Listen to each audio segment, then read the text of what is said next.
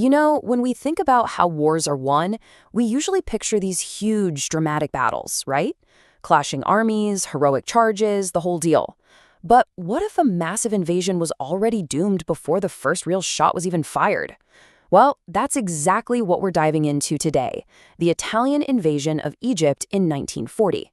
It's a story defined not by glorious conquest, but by an absolutely catastrophic failure in logistics. And this, right here. This slide pretty much says it all. On one side, you've got the dream, Mussolini's grand, sweeping vision of a new Roman Empire, this pan-Mediterranean superpower that would control the entire Mediterranean. And on the other side, the cold, hard reality, an army marching into one of the harshest places on Earth with guns that jammed, tanks that were basically tin cans, and nowhere near enough fuel to get the job done. So what exactly was this big dream? Well, back in the 20s and 30s, Benito Mussolini was just obsessed with this idea of reviving the glory of ancient Rome. His whole deal was to make Italy a global colonial power, putting it on the same level as Britain and France, with Italian influence stretching all the way from Gibraltar to the Persian Gulf.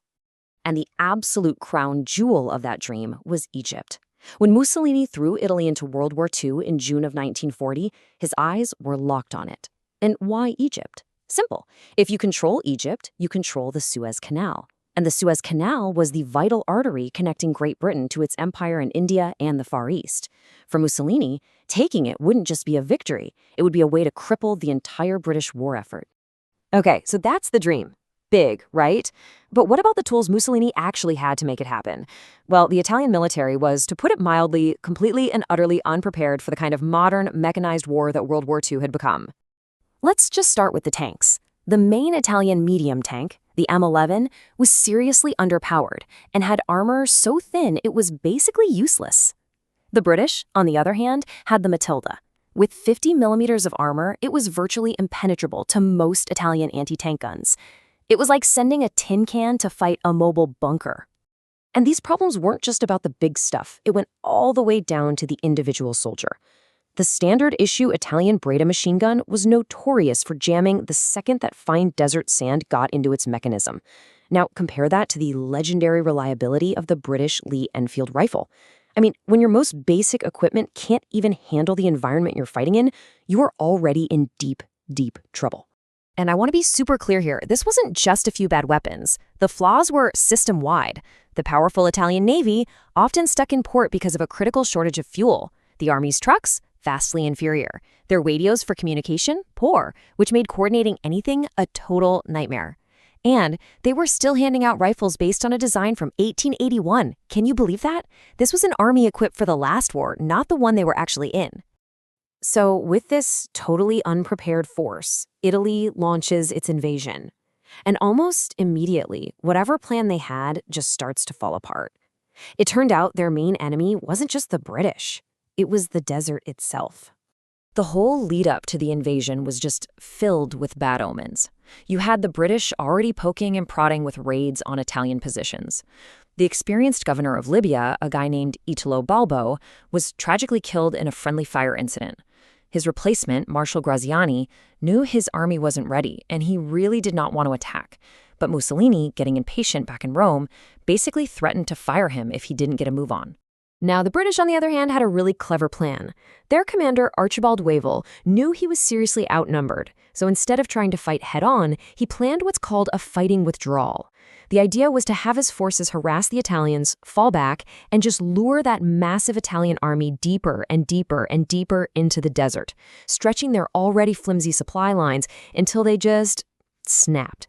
97 kilometers. Think about that for a second. That's the distance the Italian infantry had to cover just to reach their first major objective, the town of Sidi Barrani. And they had to march that distance on foot in the blazing desert sun. Why? Because the Italian 10th Army simply didn't have enough trucks to carry its men and its supplies. So while a few units got to ride, thousands of soldiers had to march, completely killing any chance of a fast mobile attack. Oh, and you have to hear this story because it perfectly captures the sheer level of incompetence we're talking about. A special motorized unit called the Mileti Group was sent to try and outflank the British. What happened? They immediately got lost in the open desert. Why? Because they hadn't been given proper maps or any real navigation gear. The army literally had to send airplanes out just to find them and point them in the right direction. It's unbelievable. And as if all these human errors weren't enough, the desert itself basically decided to join the fight against them. Hot Sirocco winds whipped up these insane sandstorms that cut visibility down to just a few yards. And because the Italian vehicles weren't built for the desert, they didn't have the right oil or air filters, that fine sand got into everything, causing constant mechanical breakdowns. So, all of this came to a head on September 16th, when the Italians finally captured Sidi Barrani. But let me tell you, this wasn't some glorious victory, no. This was the exact moment their ambition slammed headfirst into a logistical brick wall. And just like that, the entire invasion stops.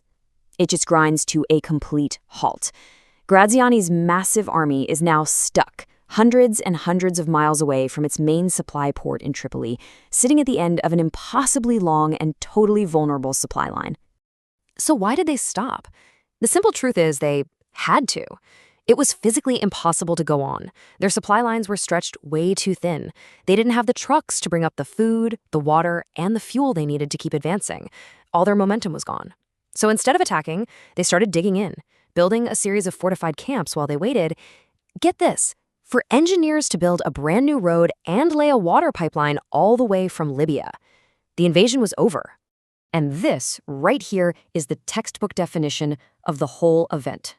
This was a classic catastrophic logistical failure. It proved that taking territory means absolutely nothing if you can't supply your army to hold it or to advance from it. In the end, Mussolini's grand invasion wasn't defeated by the British army. It was defeated by its own terrible planning, bad equipment, and a complete failure to understand the environment it was walking into.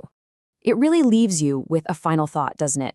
In history, and maybe even in our own lives, you have to wonder, how many grand ambitions, how many great plans and bold visions are ultimately defeated, not by some powerful opponent, but by something as simple and as boring as a lack of fuel and water.